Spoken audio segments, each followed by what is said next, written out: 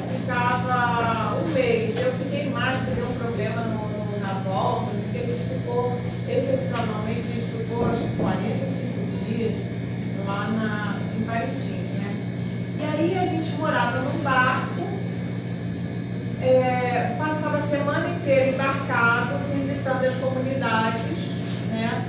E no final de semana a gente ficava no alojamento do campus, tinha alojamento com as beliches e tal.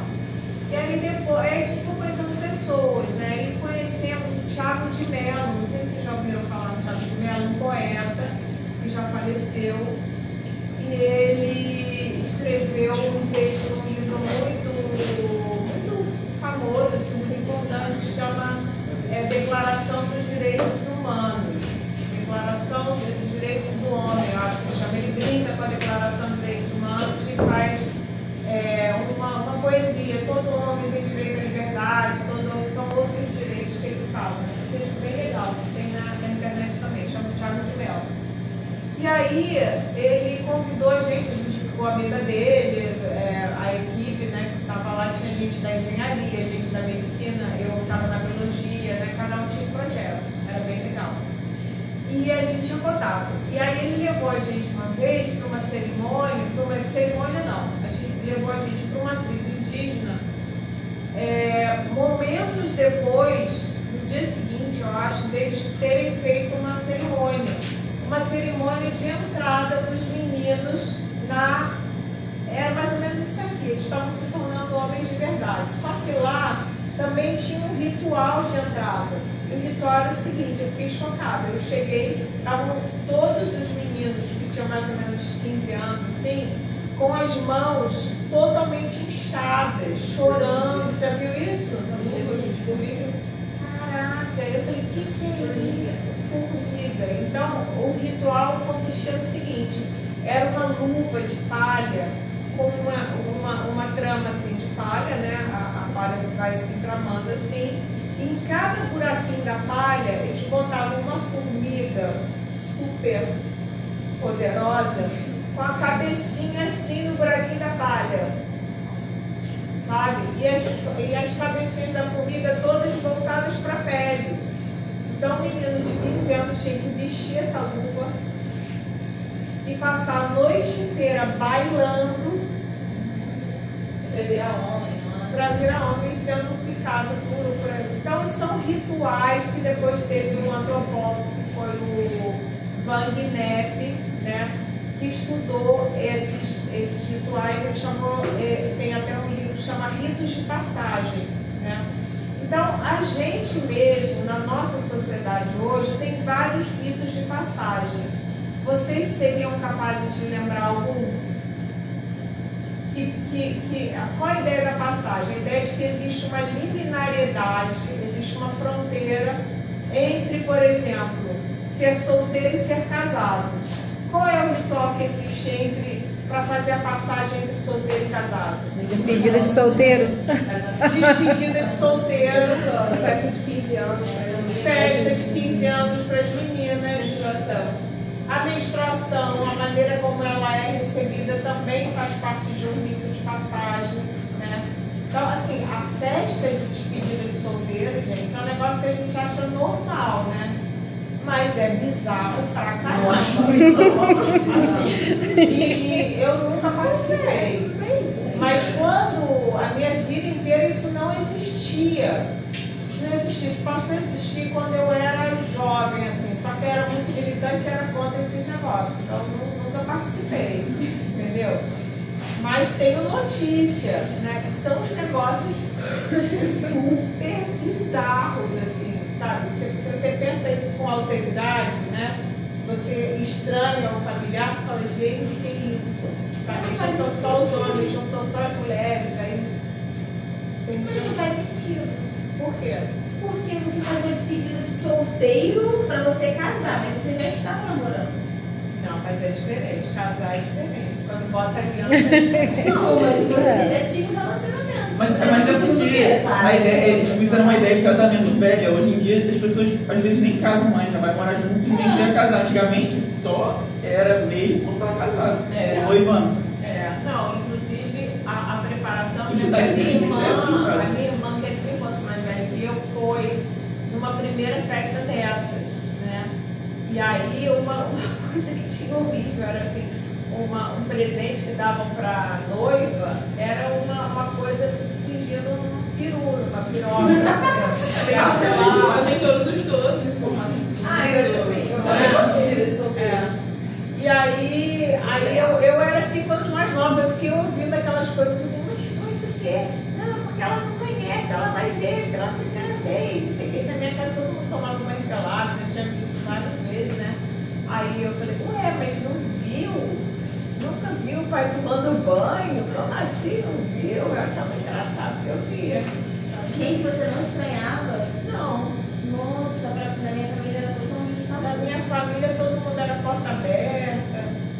Ai, sabe o que Pra mim era normal. Mas Assim. você falou, eu acho engraçado, porque, tipo, não, faz sentido, faz total sentido. É porque, tipo, eu, minha mãe e meus irmãos, é que nem você. Só, tipo, o meu pai não tinha isso, até porque ele é meu pai, mas não é pai dos meus irmãos. Aí, eu parava pra pensar e não faz todo sentido. Ele não queria que eu pequenininho. Não, mas assim, é uma família, minha família, eu acho que não é uma família tradicional, digamos assim, né? Na geração dos meus pais, eu acho que isso já não era. Não, conversando com outros contemporâneos, não conheço ninguém que tenha tido essa experiência, né? Mas, enfim, é isso. Então a ideia era de que a pessoa ia conhecer o corpo masculino pela primeira vez nu, né? Se supunha que a pessoa nunca tinha tido essa intimidade, né? Porque o casamento era isso, né? Essa ideia. E ainda existe isso, né, gente? Entre os evangélicos, por exemplo, né? Que casam virgem, né? E o ideal, você vê, como é que é o nome daquele jogador de futebol? O Fred. O Fred do Fluminense, não era? Não tinha esse boato de que ele tinha casado virgem? Eu sabia do Kaká. É, o Kaká, é verdade. É o Kaká. Tinha esse papo, né? E aí todo mundo achava fofo, não era assim, em geral, eu acho que tinha assim, esse negócio. Então tem esses rituais. E aqui a gente vê um ritual. Então, assim, o que eu achei legal é a gente pensar que é preciso aprender a ser homem, né? É preciso aprender a ser mulher, é preciso aprender a ser estudante universitária. Vocês não aprenderam? Outro ritual, assim. É um ritual, né? Vocês conseguem se lembrar a primeira vez que vocês entraram na UF? Sim. Sim. Já O passou? ritual dos calouros, né? Não, o primeiro ritual foi o Enem, né, professora? O primeiro ritual foi o Enem, né? O Enem também é um rito disfarçado, mas os calores é muito interessante, Pelo amor de né? A Deus. festa da calorada. Fazer um elefantinho ali embaixo que ridículo, meu Deus. Como é que é? É o elefantinho. A gente fica botando. Agachado, A gente passou por isso. Fazer um elefante de guerra. E esses rituais de passagem sempre tem a ver Vou fazer com que uma não, certa espelho. coisa humilhante, não é? Então, assim, por mais que, até hoje, por mais que o movimento estudantil esteja mais consciente do ridículo que isso é e da violência que isso é, né? Porque, por exemplo, entre os médicos, de vez em quando morre gente nesses rituais. Você pensa assim, sabe? Então, assim, Eu lembro de um caso quem é a médico gente que- para falar que os árabes são os bárbaros? Sabe? Assim, que sei lá quem são bárbaros, né? Porque a gente faz essas coisas absurdas, né? De vez em quando Tem morre. umas festas bem pesadas que o pessoal faz. Sim, De levar porrada. O nosso foi tranquilo, o nosso foi. A gente fez só o elefantinho de nada aqui, brincou, se pintou, foi pedir dinheiro. o nosso foi pintura, pedir dinheiro lá na cidade. Que é um elemento humilhante. Mas então, era opcional. É o elefantinho. O elefantinho humilhante. Tem lugar que não é opcional. Por exemplo, lá no Cefet, eu fui embora, tipo, foi de ser trote, dei um raspão na cabeça do outro, eu saí fora. Tô indo pra minha casa pra Eu ser. também não participei do meu, não, quando eu fui pra Daqui da UF eu participei do Cefet, eu falei, vou embora. Eu não Também que eu participei, participei. era farinha, ovo, aí eu usava tudo. Eu falei, não, a gente não. Isso daí é de aniversário, né? Tomar ovada. É verdade, Mas tem, também tem isso. Depende. Tem gente que faz, sim. E é um negócio que a pessoa se submete, mas ao mesmo tempo você vê nos sinais, né? A pessoa toda pintada, se humilhando lá pedindo dinheiro e tal. E amarradona, né? Porque passou para UF, passou para Federal, passou para sei lá onde, fica lá no orgulho, humilhado, orgulhoso, né? Então se vê que não é muito diferente disso aqui que a gente leu, né? Não é muito diferente. Enfim, então, algum mais comentário sobre isso? É um texto bonito, né? O Darcy Ribeiro escreve bem. E aí eu peguei, além desse, mais 2 autores, tá? O outro são os Irmãos Vilas Boas, que eu também ia trazer um livro, mas eu estava cansada para trazer. Os Irmãos Vilas Boas têm esse filme que eu aconselho muito vocês assistirem, se chama Xingu, tá? Então é legal a gente resgatar um pouco a história dos movimentos, né? Porque às vezes a gente pensa, está sendo feminista em 2023, acho que está inaugurando o movimento feminista, né? Mas ele tem um histórico, tem precedentes, né? Esse filme é da história indígena? Oi? Esse filme Xingu é sobre a história desses 3 irmãos que são responsáveis pela criação do Parque do Xingu. É um filme bem verdadeiro, assim, sabe? E como é que eles brigam com os militares para conseguir, porque não foi fácil, né? Eles conseguiram ocupar um território gigante, né? Que na verdade o que eles fizeram ali, eles foram pioneiros na demarcação das terras indígenas. Foi uma coisa muito importante que aconteceu no meio da ditadura militar, né? Por obra desses 3 rapazes que tinham ficado órfãos e não sabiam muito bem o que fazer da vida, estavam traçando aventura, e aí souberam que estavam pedindo para as pessoas se alistarem para participar, vamos, tal, aventura, né? E aí eles acabam se envolvendo com os índios e ficaram morando lá, né? Um se casou com um indígena, teve filhos. Chegou a nome de um café. Mas é o nome do povo, né? O povo Xingu. E aí eles têm alguns livros que eu li na minha adolescência sobre que são compilados. Tá aqui. Que são compilados de contos indígenas, né? E me chamou a atenção que todos são, esse aqui é outro machista também, vocês vão ver, né? Então, assim, é interessante a gente pensar que o patriarcado não é coisa do Ocidente, não. É interessante isso, né? Não é coisa do homem branco, ocidental. Os indígenas também são patriarcais, ou eram, né? Agora os indígenas novos já não são mais porque foram colonizados pela gente. Mas o patriarcado parece ser um negócio bem de raiz, né? Alguém quer ler isso? Caluaná, o adestramento do lutador. Então, quer ver?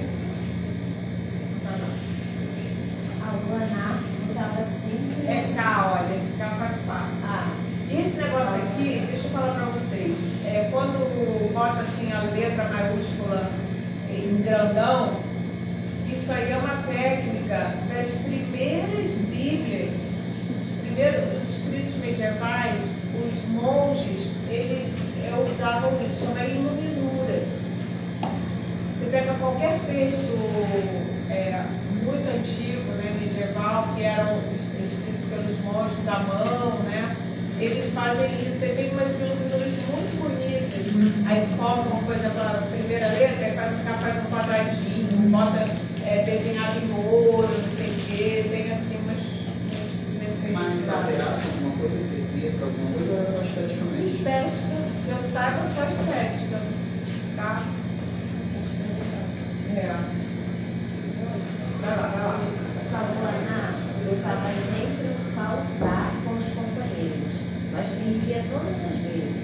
Perdia para todo mundo, não ganhava nunca. O pai contrariado, porque o filho era resguardo para ver se ele ia criar mais força e deixar de perder cedo nas competições com os lutadores das aldeias vizinhas, como sempre acontecia. Depois de alguns meses de resguardo, em que Kaluana teve um tratamento especial, com alimentação escolhida e abundante, juntamente com os remédios próprios para fortalecer, o pai mandou que o filho saísse para lutar com os companheiros, que ia ver em que forma ele estava. Kaluana lutou, mas novamente perdeu de todos, fortes e fracos. Vendo a fraqueza do filho, o pai ficou muito triste. Ele disse que ele não precisava lutar mais, não ia lutar nunca mais, com ninguém, nem na aldeia, nem fora. Passado algum tempo, o pessoal de Kaluana foi convidado para a festa de uma aldeia vizinha. O pai dele, que era o chefe da aldeia, saiu de casa para conversar com os pariates, mensageiros, que já se achavam acomodados em banquinhos na praça da aldeia. Depois da fala, o chefe disse aos mensageiros que seu filho Kaluana era muito fraco para lutar e que por isso não precisavam ter medo dele. Meu filho, dizia, é gordo, grande e forte, mas não sabe lutar. É muito mole e perde todas as lutas. Kaluana, dançando no meio da aldeia, estava ouvindo a conversa do pai. Finalmente, o chefe da aldeia perguntou aos pariates que dia podia ir com o seu pessoal para a festa. Responderam os mensageiros que no dia seguinte. Depois da partida dos pariates, o pai disse a Kaluana: você não pode ir à festa, fica aqui na aldeia. Kaluana não gostou e resmungou: eu vou depois. Deixe o pessoal ir na frente. No dia seguinte, quando o pessoal partiu, Kaluana preparou uma panelinha de pimenta e saiu mata dentro. Ao passar por uma árvore, parou junto, pôs a panelinha de pimenta ao pé da árvore e disse: Tamanhi, vovô, faça com que eu fique um grande lutador. O dono do Tavariri, o espírito da árvore, explicou que ele não servia, porque ele próprio tinha tonteira, se queimava facilmente com o fogo e caía à toa. Eu sou fraco. E aconselhou Kaluana a procurar uma outra árvore, o manucaiá. Manucaiá é bom, meu Deus. Vai atrás dele. Kaluana saiu e encontrou o manucaiá. Colocou a panelinha de pimenta ao pé dele e falou: Tamanhi, você quer fazer de mim um lutador? O dono do manucaiá aceitou a pimenta e disse que sim. Provou um pouco da pimenta e falou: vamos lá na minha casa que eu quero ver o que você tem. Os dois foram para a casa do manucaiá. Lá Manucaiá examinou os braços, o pescoço, as pernas e todas as outras partes do corpo de Kaluana, explicando que ele era fraco porque usava coisas de mulher. Tameal, protetor do órgão genital feminino, Maraucá, cinto de fibra feminino, e Abutereó, chumaço de fibra usado nas regras. Também, né? Bom, aí fica difícil. O Manucaiá, depois de dizer a Kaluana que ele precisava deixar esses usos, mandou que fosse deitar na rede. No meio do dia, mandou que se levantasse para lutar com o seu pessoal. Kaluana perdeu a primeira luta. Acabou? Não, continua. Olha que bonito essas ilustrações, né? Esse livro é lindo.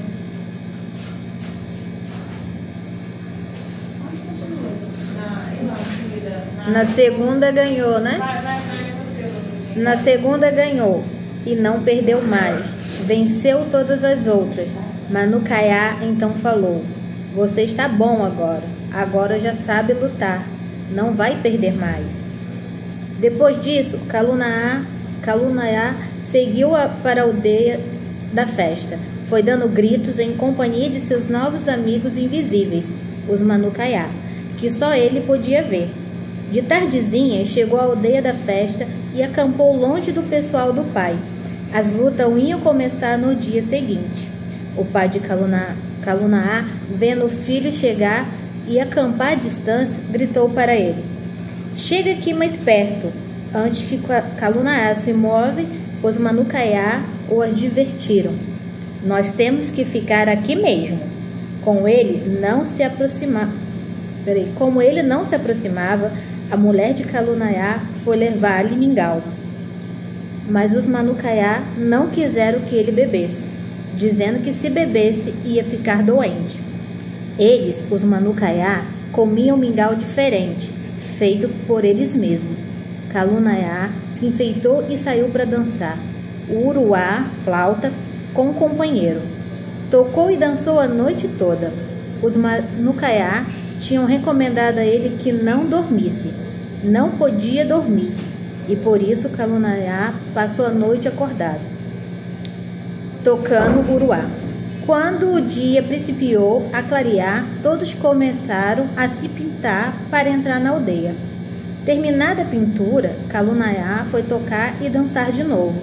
O pessoal da aldeia do pai estava alegre com Calunaá e gritou ao vê-lo sair da casa tocando uruá. Os Manucaiá, sempre junto a Calunaá, comentaram: está vendo como o pessoal está alegre com você? Calunaá e seu companheiro de flauta, dançando sempre, dirigiram-se para o centro da aldeia e deram a volta em torno de Curuapu. Não é isso, professora? Quarupi. Troncos de paus que simbolizam os mortos homenageados na festa. Todo o pessoal da aldeia estava dizendo que Calunaá era forte, comentava isso com os visitantes. Estes concordaram, mas diziam que ele não sabia lutar, era mole e perdia sempre. Os Manucaiá, que estavam ouvindo os comentários, disseram para Calunaá: está ouvindo o que eles estão dizendo de você? Estão dizendo que você é fraco e não sabe lutar. Quando chegou a hora das lutas, Calunaá se encaminhou, antes de todo, para o centro do círculo, formado pelos lutadores, e ficou aguardando o adversário.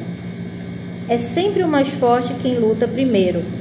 O pai, por isso, quis impedir o filho de lutar antes dos outros, dizendo que ele era muito fraco para lutar em primeiro lugar, que ia perder. Mas Calunaá não abandonou o terreiro, ficou lá aguardando o adversário. O primeiro que apareceu foi logo derrubado. A mesma coisa aconteceu com o segundo.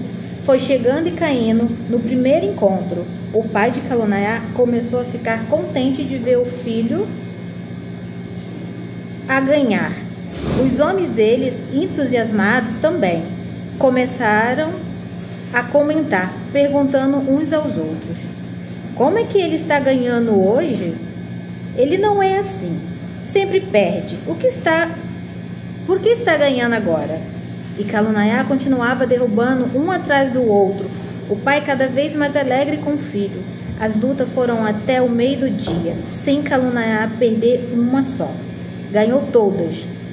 Acabou de lutar com o último, o dono da festa. Mandou cessar as lutas. Acabou a festa.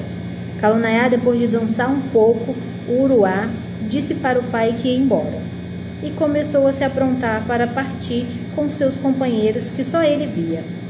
O pai queria que Calunaá levasse biju e mingau para comer no caminho, mas Calunaá não quis, dizendo que já tinha o pouco das duas coisas. Os Manucaiás estavam sempre recomendando para não comer peixe, mingau ou biju que não fosse dos deles. Na hora da saída, a mulher quis acompanhar Calunaá, mas ele não deixou, dizendo: você vai atrás com meu pai. Falou isso e seguiu na frente. Depois de andar um pouco, vendo que já tinha sumido da vista dos que vinham atrás, passou a voar com os Manucaiá para a aldeia destes. Logo que lá chegou, os Manucaiá deram vomitório a ele. É isso mesmo, senhor? vomitório. Depois que acabou de vomitar, foi mandado para a rede, onde ficou 2 dias deitado, sem comer nada. Passando esse repouso, os Manucaiá deram-lhe peixe e mingau, e em seguida o chamaram para lutar. Calunaá ganhou de todos, não caiu nenhuma vez. O chefe dos Manukaiá então disse a Kalunaiá: agora você está bem de verdade para lutar. Muito bem mesmo. Kalunaiá continuou morando com seus amigos Mamaê. Espírito ficou muito tempo entre eles. Lá na sua aldeia, todos o tinham por morto, comido por onça. A mulher dele já tinha cortado os cabelos, pensado que estava viúva. Depois dessa permanência, os Manukaiá disseram a Kalunaiá que não faltava mais nada para ele aprender. Já lhe tinha ensinado tudo o que ele podia voltar para junto dos parentes. No outro dia, depois de dar peixe a Kalunaiá, saíram voando com ele na direção da sua aldeia. Não chegaram até lá. Deixaram Kalunaiá no meio do caminho para que ele chegasse sozinho. Os Manukaiá disseram antes de partir: olha, você não vai mexer com mulher, não. Se você fizer isso, você morre. Não pode também contar a ninguém que fomos nós que fizemos de você um grande lutador. Depois de fazer essas recomendações, perguntaram a Kalunaiá: agora? Quantos filhos você tem? 2 filhos e 2 filhas. Então, você só pode mexer com mulher outra vez quando tiver neto. Quando ficar bem velhinho, aí você pode. Disseram isso e desapareceram voando. Passaram os tempos, Kaluaná envelhecia, aumentava os netos e voltava dele. Aumentava os netos em volta dele. No fim, já eram muitos, 12 ao todo.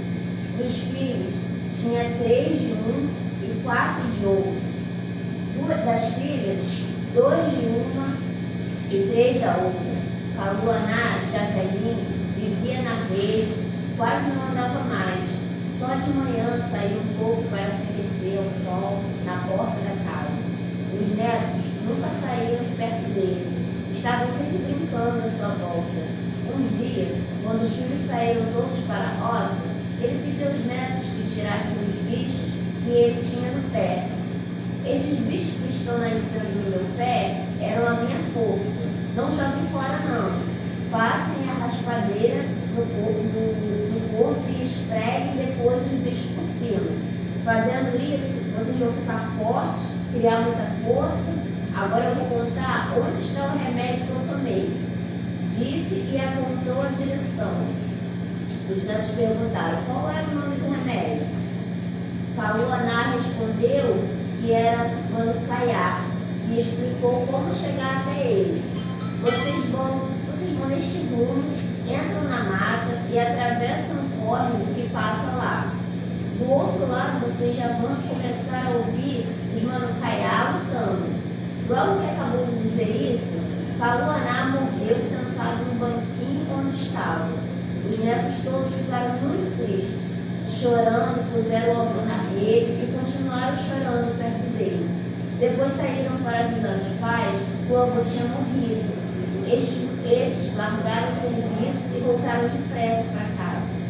As filhas de Kaluaná, depois de chorar muito tempo perto da rede dele, pintaram o corpo do pai de urucu para ser enterrado. De tarde, os meninos abriram um buraco e enterraram chorando o avô. Na lua seguinte à morte de Kaluaná, os meninos saíram à procura do remédio indicado pelo avô. Entraram no mato, atravessaram o córrego e, como tinha dito o avô, começaram a ouvir os Manukaiá lutando. Chegaram perto e viram os cuiás de remédio, as cuias de remédio. Todos tinham virado pedra. Os netos de Kaluaná ficaram muito tempo olhando e examinando o remédio que havia dentro delas. Por fim, um deles disse: como é? Vamos mesmo levar este remédio? Vamos levar e tomar para ver o que vai acontecer.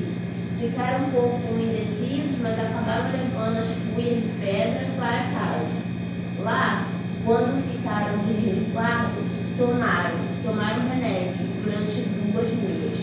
Quando saíram para lutar, derrubaram todos os outros lutadores. Ficaram iguais ao avô e ocuparam o lugar dele nas lutas com as aldeias vizinhas. Os netos de Kaluaná, depois que casaram, contaram ao pessoal da tinham tomado o remédio dos Manucaiá. Contaram onde havia o remédio. Todos os moços da aldeia tomaram o remédio de Manucaiá e todos se transformaram em grandes lutadores. Que fácil, né? Só tomar um remédio. Um remédio que só toma. E aí, o que vocês acharam? Tem um diálogo entre esse texto e o outro? Né? Esse mesmo princípio, né, de que a gente aprende a ser homem, né? Os índios têm que aprender a ser homem, que ser homem tem a ver com força, né? Eu acho incrível essa parte que ele realmente é impressionante mesmo, né? Porque ele se vestia como mulher e ele era casado, né? E tem uns papos desse hoje em dia, você já viu? Não. Os caras, né, que gravam os vídeos falando, não, porque você é. Se você lavar a louça, você perde um pouco da sua energia masculina. E aí fica fraca. Começa a agir como mulher, isso é péssimo. Coisa, né? Tem até mulheres que falam isso. Surgiu uma vibe meio feminista, assim, a mulher tem que ser protegida, tem que você tem que ser. Tem uma vibe agora meio religiosa também. A mulher tem que ser de casa, tem que ser do lar, tem que cuidar da casa, o marido tem que ser do provém, tem que ser submissa. Você já reparou que as alianças, a aliança feminina ela é a base da aliança masculina, e a aliança masculina ela protege a mulher.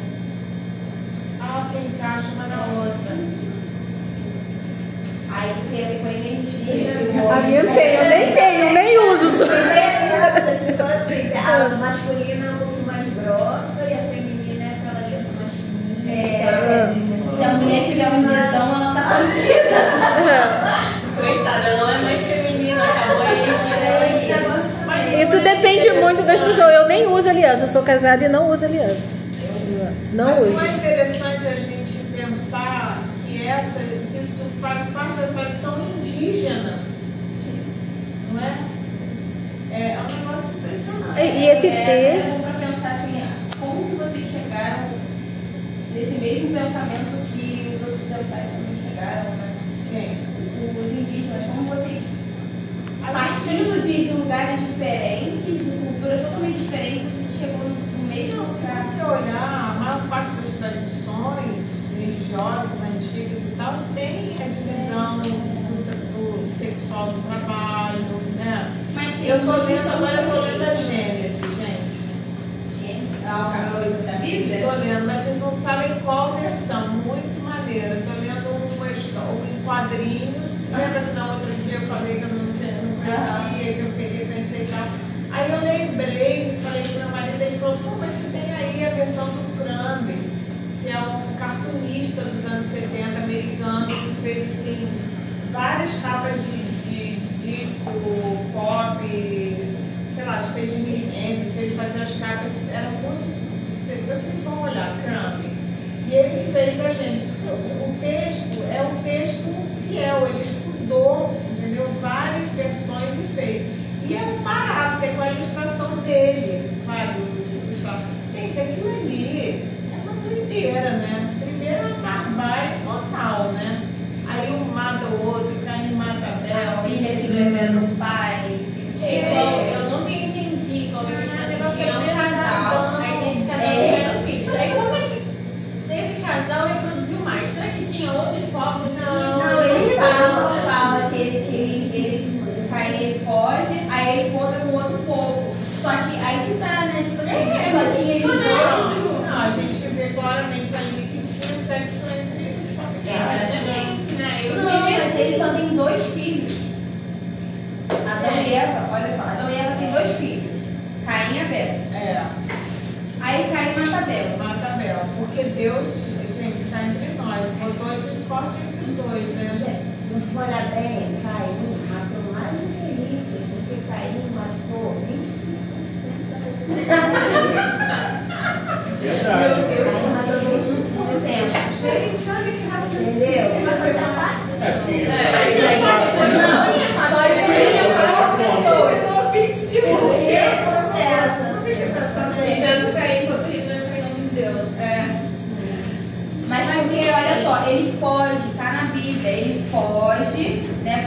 parece que ele é expulso, né? Ele é expulso do lugar onde eles estavam lá e ele encontra um outro povo. E ele se casa e vive, só que dá uma coisa. Por isso que surge aquela ideia da Lilith. Foi o primeiro esposo. É verdade. Mas Que aí falam que é filho dele, né? Que foram pra Mas lá. também era comum sexo entre parentes. Mas não tem mulher. A mãe é filha. A mãe. Eu acho. Eu tempo, cara. Gente, mas aí- sabe? É uma história pesadaça. Ela Já leu, Gustavo? David, não, gente, não. É pesadão. Nossa, é heavy metal. É heavy metal. tu chegou na Arca de Noé?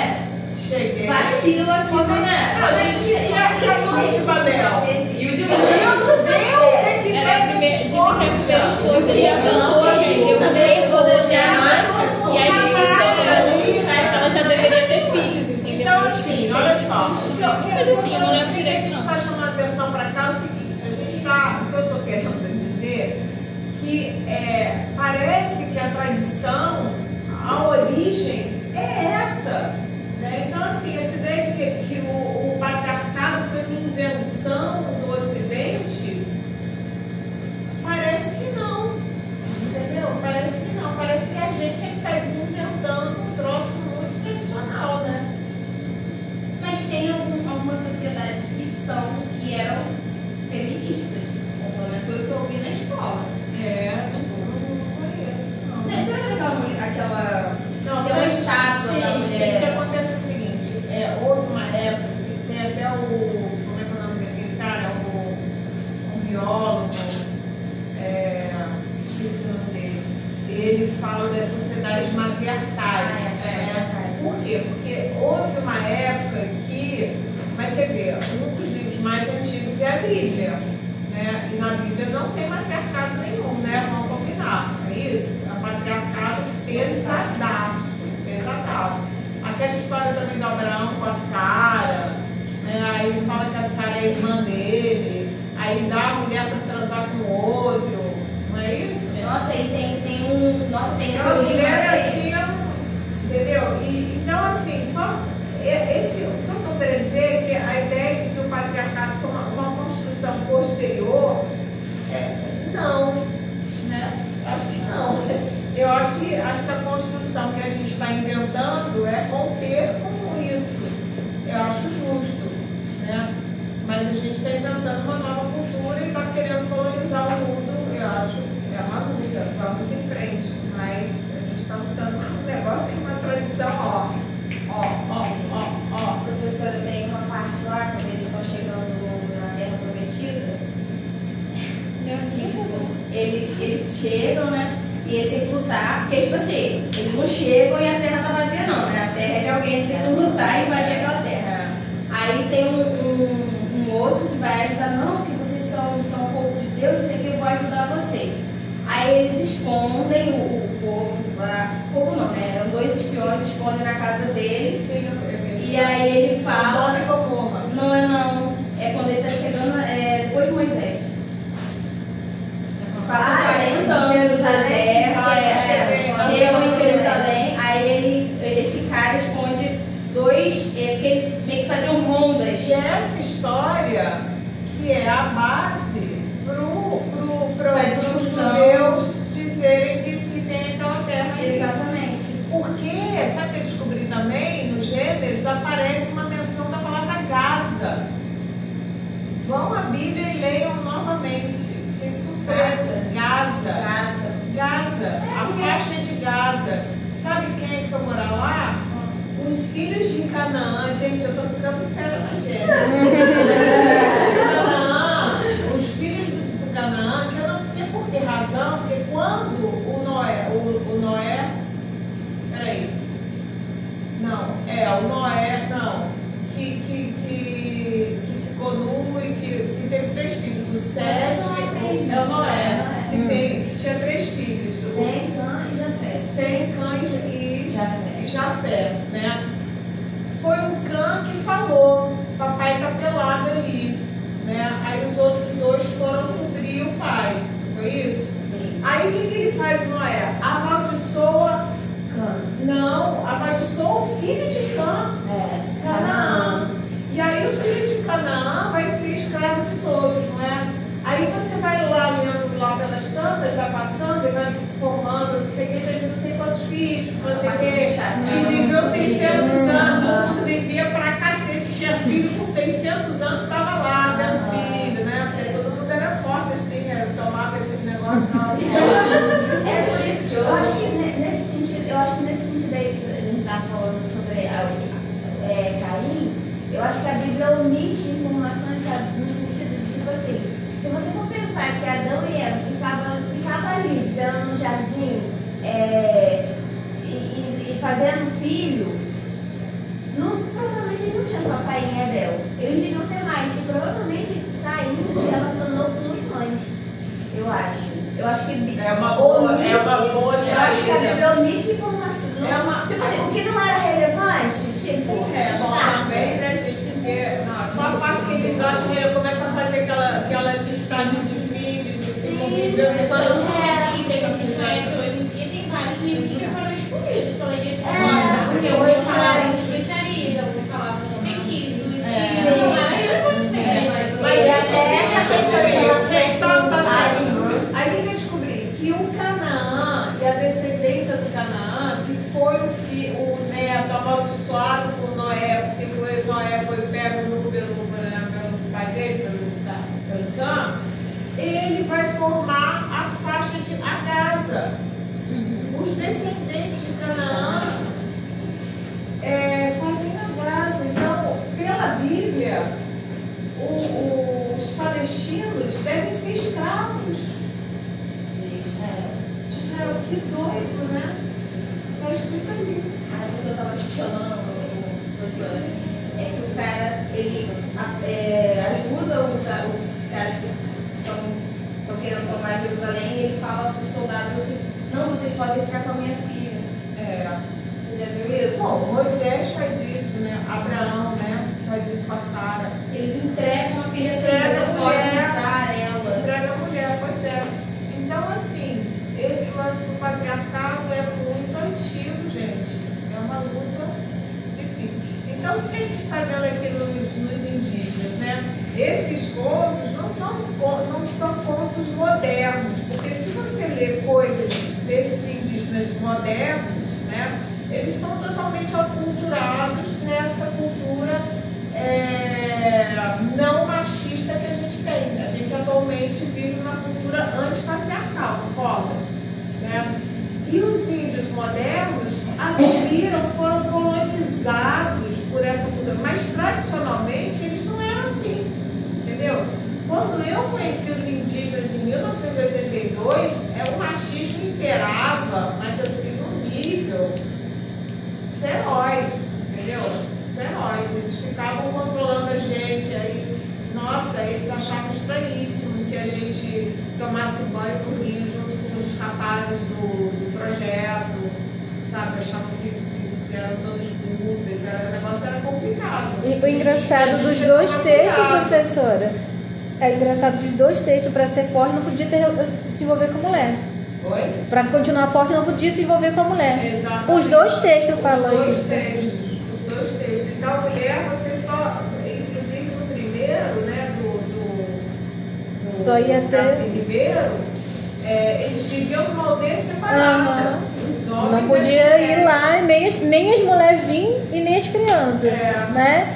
Para eles continuarem sendo os homens fortes que precisavam. E nesse aqui, para que ele continuasse forte ganhando as lutas, ele também não poderia mais se envolver com a mulher quando voltasse, só depois dos netos, que acabou ele morrendo e não teve mais o contato. Entendeu? É impressionante, né? Engraçado. Agora, o papel da mulher nesse caso eu não entendi, não. Eu fiquei tentando achar algum trecho desses relatos antigos que falassem sobre a educação das mulheres. Entendeu? Eu não encontrei, né? Porque você pensa, as mulheres também elas não deviam aprender a ser mulheres? Né? Como é que era esse ritual? Entendeu? Não encontrei. Talvez eu não tenha, também não procurei exaustivamente, não sou pesquisadora disso. Mas fica aí o desafio, né? Pra gente procurar, tentar entender. poderia. Mas isso aqui eu Mas me achei parece fácil. que, na verdade, os textos, eles só parece que mostram muito, assim, do que é ser o homem. É. E a mulher, como tem que ser, tipo, vai servir de qualquer forma, né? Parece que não levaram muito adiante textos sobre a questão, Bom, né? aí para completar, eu trouxe um indígena moderno, tá? Que é o Capenauá. Vocês já ouviram falar nele? Está super badalado, só que esse livro ele tem uma origem que é o seguinte, chama Queda do Céu. Eu mandei para vocês o livro inteiro, tá, gente? É um livro de 736 páginas. É. Mas é um livro que ele é por partezinhas, então eu achei muito interessante esse livro. Eu li nas férias, não tudo não, li uma boa parte. Eu fico lendo muita coisa ao mesmo tempo. E aí, o que aconteceu? A gente vai pular essa introdução, né? Chama Palavras, a Queda do Céu, Palavras de um Xamã Yanomami, tá? Então, esse livro foi publicado pela primeira vez em francês, na França, né? Pelo Bruce Albert, que é um antropólogo que veio ao Brasil e conheceu o Davi Copenauá, entendeu? E aí eles ficaram amigos e o Davi, eu estou resumindo a introdução, e o Davi Copenauá falou assim para ele, Bruce, faz um favor para mim, você que sabe escrever, sabe a escrita da pena, não sei o que lá, do papel, e tem lá uma maneira de chamar a escrita diferente, né, porque ele não tem a escrita. Eu quero que você escreva os ensinamentos dos indígenas para o povo branco saber, né? E aí ele foi escrevendo. Então isso aqui é tipo uma etnografia. Achei interessante que tem esse gancho aí de uma disciplina com a outra, né? Não deixa de ser um trabalho etnográfico, onde ele descreve as coisas que o Davi Capenauá fala. E aí eu separei para vocês o primeiro texto que ele fala, o sumário, o prefácio, que são as palavras dadas. A gente vai direto para as palavras dadas. Página 63. Deixa eu ver. Então, mas essa introdução toda é muito bonita. Nossa, que prefácio é esse enorme, Jesus. Oi? Esse prefácio é enorme. É enorme, mas é muito interessante o prefácio. Então, olha só, chama Palavras Dadas, tá? Alguém quer ler? Alguém se anima a ler? Nossa, prólogo. Você está sem celular, quem quer? Su, vai lá. Vamos fazer o seguinte, vamos fazer aquele negócio da palavra de rodar a bola? Quem vai lendo um pouquinho, aí o outro pega, Poxa, ainda não consegui Vamos, chamar. É 63, né, professora? Página? Página 63, Nossa, ainda nem cheguei lá, professora. Que negócio enorme. Palavras dadas. Gosto de explicar essas coisas para os grãos, para eles poderem saber.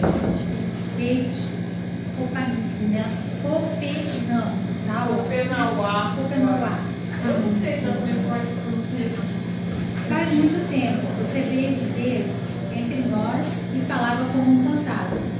Aos poucos, você foi aprendendo a imitar minha língua e a rir conosco. Então, repare, peraí, é o Davi Copenauá falando para o francês, que é um antropólogo que conviveu com os Yanomamis, né? Isso recente, eles estão vivos, tá? Dando um contra o outro, estão vivos, né? Os irmãos Vilas Boas já morreram, os índios que os irmãos Vilas Boas observaram já morreram há muito tempo, e os índios que o Tarcísio dele já morreu, é outra época. Aqui a gente está falando de uma coisa recente, tá? Atual. 63. Nós éramos jovens. Nossa, eu tô achando e no um mapa. começo você não me conhecia. Nossos pensamentos e nossas vidas são diferentes, porque você é filho dessa outra gente. 65, na que verdade. chamamos de Napi. Seus professores não o haviam ensinado a sonhar, como nós fazemos. Apesar disso, você veio até mim e se tornou meu amigo. Você ficou ao meu lado E mais tarde quis conhecer os dizeres do Chapari, que na sua língua vocês chamam de espíritos. Então, entreguei a você minhas palavras e lhe pedi para levá-las longe, para serem conhecidas pelos brancos, que não sabem nada sobre nós. Ficamos muito tempo sentados, falando em minha casa. Apesar das picadas das mutucas e ruins, poucos são os brancos que escutaram nossa fala desse modo. Assim, eu lhe dei meu histórico para você responder aos que se perguntam o que pensam os habitantes da floresta. Deixa eu parar aqui só um pouquinho. Eu achei esse relato muito interessante, porque engraçado, desses indígenas midiáticos, a gente pode dizer assim, que o Krenak é um indígena totalmente midiático, né? O cara tá em todas, lança milhões de livros, ele é um autor, ele domina a cultura do branco totalmente, não é isso? Concorda comigo? Então, o que eu estava interessada? Entender os indígenas que não tinham se aculturado nesse nível, entendeu? Então, como é que a gente conhece esses indígenas que não se aculturaram no mundo branco? Por eles mesmos não dá, concorda? Você vai precisar sempre de algum branco que falou em nome deles, porque o indígena, quando passa a falar por ele próprio, ele já deixou de ser indígena. É uma contradição, porque os caras que vieram, o Krenak, por exemplo, é interessante, mas ele é um branco, gente. Não sei, pra mim, assim, né? Ele domina todo, não é isso. Tem uma coisa, assim, se afastou muito da cultura dele, né? Eu acho. E aí, quando a gente vê esses caras falando, é toda uma linguagem diferentona. E se você ler os Krenak da vida, eles falam como brancos, entendeu? Falam, não é um texto que você lê e fala assim, nossa, que choque. Você lê um troço desse e fala, caraca, que radical, né? Então, esse Davi, ele é um xamã. Então ele vai falar, eu achei interessante que ele falou isso aqui, né? Vocês na escola de índio não aprendem sobre os espíritos, né? Então ele vai falar sobre a história dele como xamã, como é que ele aprendeu, aí tem a escola dos xamãs, né? Como é que se aprende a ser xamã? Então você vê que a escola tradicional indígena é muito diferente da nossa, branca, né? É muito diferente. Então, e ela tem, é muito interessante isso, porque a gente, branco, a gente fala, não, a gente começou essa disciplina falando muito mal da escola, não foi isso? A escola como uma agente de violência simbólica, né? De coisas ruins, assim, né? Uma coisa violenta. Mas você lê como é que se aprende, como é que se passa os conhecimentos entre os indígenas, o negócio meio o cara é esse xamã, esse daí eu fui lendo o livro dele, né? O sofrimento, primeiro que ele não queria ser xamã. Aí não sei quem falou, não, você tem que trabalhar seu espírito. Mas eu não quero, eu tenho medo disso, não quero. Não, mas não, você é obrigado. O negócio é tudo obrigado lá. O negócio é pesado. Esse texto filosoficamente é verdade. Pesadão. Bem pesado. Então, assim, é um pouco pra gente relativizar as coisas, né?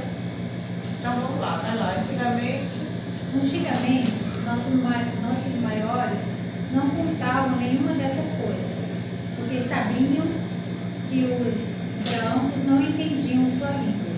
Por isso, minha fala será algo de novo para aqueles que a quiserem escutar. Mais tarde, eu disse a você, se quiser pegar minhas palavras, não as destrua. São as palavras de Omana e do Chapiri. Desenhe-as primeiro em imperes de imagens, depois olhe sempre para elas. Você vai pensar, Chopei, é essa mesma história dos espíritos. E mais tarde dirá a seus filhos: estas palavras escritas são as de um Yanomami, que há muito tempo me contou como ele criou o espírito e de que modo aprendeu a falar para defender a sua floresta. Depois, quando essas fitas, em que a sombra das minhas palavras está presa, ficarem imprestáveis, não as jogue fora. Você só vai poder queimá-las quando forem muito velhas e minhas falas tiverem já há muito tempo sido tornadas desenhos que os brancos podem olhar. E na já está bem. Então, olha só, está aqui ó, a expressão que eu estava procurando, né? Como é que é pele de imagens. Eles chamam os livros de pele de imagens, né? Então, assim, só a ideia de ter povos que são ágrafos, né? O que é isso? Que não tem escrita. É muito doido, né? A gente pensa que todo mundo... Não, tem gente que não tem escrita. Tem povos, tem culturas que não tem escrita. E aí, como é que transmite o conhecimento? Então, tem que ter os rituais, tem que ter a cultura oral, né? Tem outra forma de transmitir que é diferente da nossa. Todo outro jeito de educar, né? Mas vocês reparam como educar é sempre um gesto coercitivo, né? É sempre, você vai ter que ser homem, tem que aprender a lutar. Vocês querem fazer o intervalo sim, gente? Eu achei que já estava terminando as duas aulas. Se você tivesse ido já pro... Eu achei que só devia... Vai entender, mas se vocês quiserem parar um pouquinho, vamos continuar. Esse não é o último trecho? Depois a gente tem mais outros dois assim para ler. Mais outros dois? Não, tem esse, o cinema que a gente pode ler e esse aqui que eu queria que é assim. Então a gente acaba esse, depois faz um intervalozinho e vai. Fala. Como eu, você ficou mais experiente com a idade. Você desenhou e fixou essas palavras em pele de papel como pedi. Elas partiram, afastaram-se de mim. Agora desejo que elas se dividam e se espalhem bem longe, para serem realmente ouvidas. Eu lhe ensinei essas coisas para que vocês transmitam aos seus mais anciãos, aos seus pais e sogros, aos seus irmãos e cunhados, às mulheres que vocês chamam de esposas, aos rapazes que irão chamá-lo de sogro. Se lhe perguntarem como você aprendeu essas coisas, você responderá: morei muito tempo nas casas dos Yanomami, comendo sua comida. Foi assim que aos poucos sua língua pegou em mim. Ah, que bonita essa ideia, né? Como é que se aprende a língua, né? Comendo a mesma comida e com o tempo a língua pegou em mim. Não tem nada de curso de língua, não. Na convivência. É na convivência. Né? Então, eles me confiaram suas palavras porque lhes dói o fato dos brancos serem tão ignorantes a seu respeito. Os brancos não pensam muito adiante no futuro. Sempre estão preocupados demais com as coisas do momento. É por isso que eu gostaria que eles ouvissem minhas palavras através dos desenhos que você fez delas, para que penetrem em sua mente. Gostaria que, após tê-las compreendido, dissessem a si mesmos: os Yanomami são gente diferente de nós, e no entanto suas palavras são retas e claras. Agora entendemos o que eles pensam, são palavras verdadeiras. A floresta deles é bela e silenciosa. Eles ali foram criados e vivem sem preocupação desde o primeiro tempo. O pensamento deles segue caminhos, outros que o da mercadoria. Eles querem viver como lhes apraz. A prazer faz bem, né? Deixa eu só te interromper um pouquinho. Esse lance da mercadoria, esse Davi Copenauá, ele chama os brancos de os homens da mercadoria.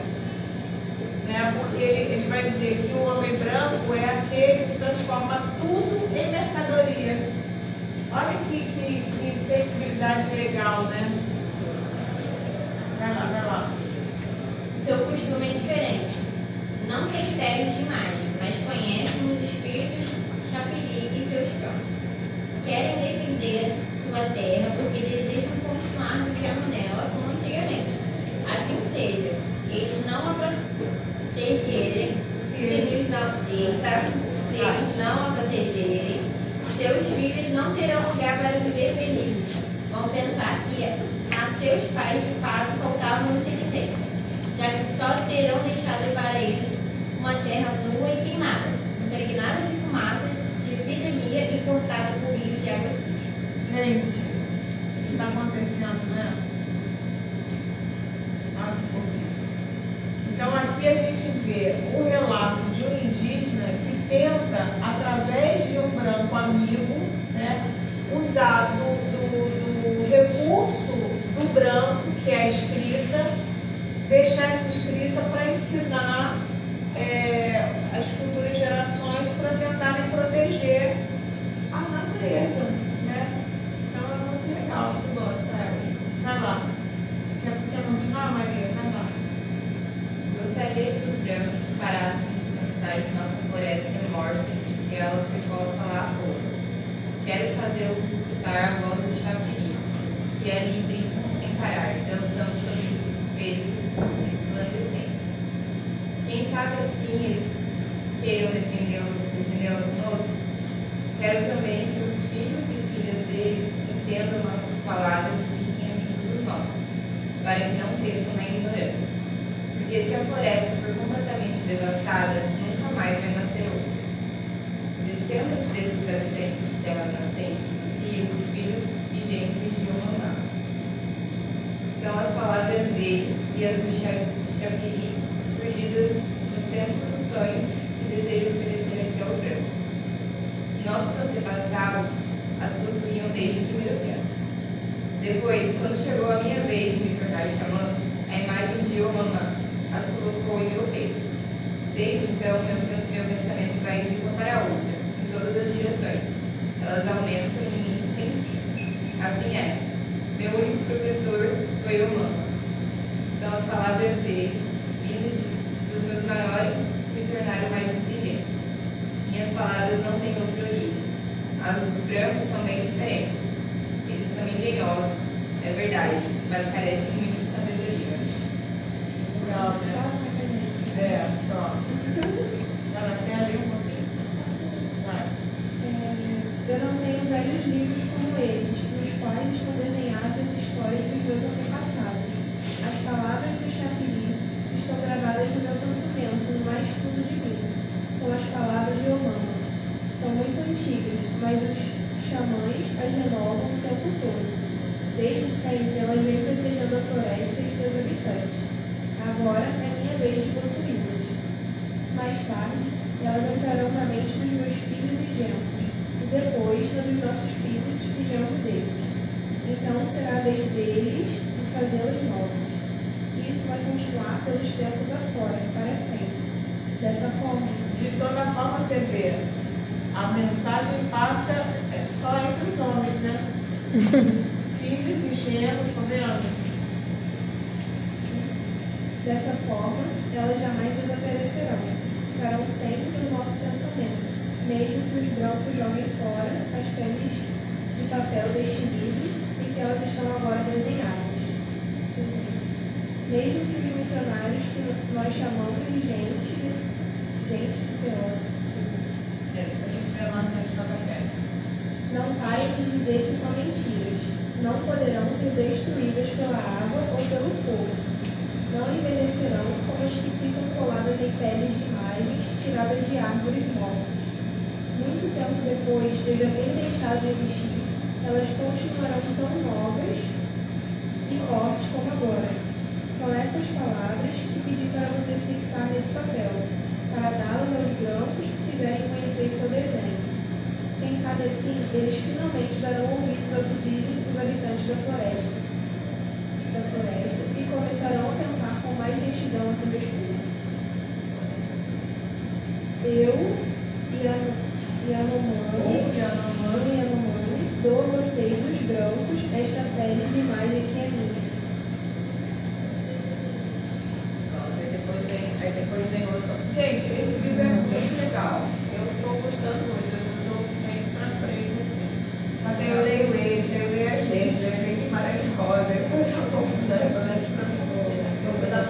sonho muito louco com todas as histórias.